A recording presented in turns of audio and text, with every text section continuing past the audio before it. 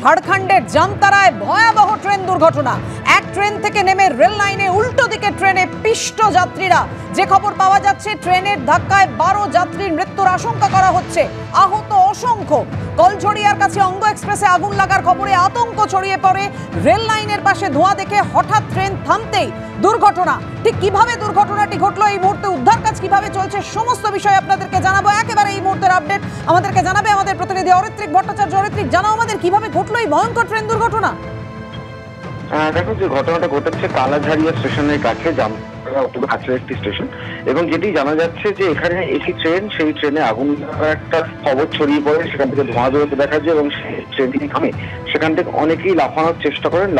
যখন নামেন, পাশে ঝাঁঝা আসানসোল ট্রেন যাচ্ছে এবং সেই ট্রেনে অনেকেই পিছু হয়েছেন বলে খবর। এখনো পর্যন্ত সূত্রের খবর 12 জনের মৃত্যু দেখা করা হচ্ছে, আহত বহু, সংখ্যাটা আরো বাড়তে পারে। ইতিমধ্যে উচ্চতর আধিকারিকরা সেখানে পৌঁছেছেন।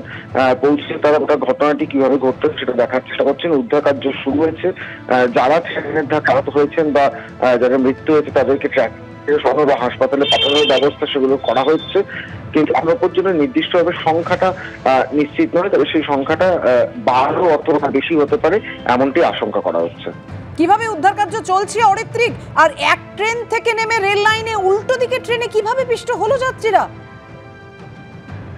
খবরটা ছড়িয়ে পড়ে একটি আগুন লাগার এবং ধোঁয়াও দেখা যায়, এমনটাই খবর। এবং সেটা দেখেই বেশ কয়েকজন যাত্রী ঝাঁপ দিয়ে পালানোর চেষ্টা করেন। চলন্ত ট্রেন যখনই সবে মাত্র আসতে হয় বা থামে, এবং যখনই পাশের দিকে লাইন থেকে অন্য একটি ট্রেন আসছিল এবং সেই ট্রেন যখন সরাসরি আসছিল, তখনই কিন্তু এই দুর্ঘটনা ঘটে যায়, এমনটাই কিন্তু জানা যাচ্ছে। এবং তার দিকে এত বড় দুর্ঘটনা ঘটেছে এবং সেই সংখ্যা 12 অথবা বেশি হতে পারে, এমনটাই রেল সূত্রে খবর।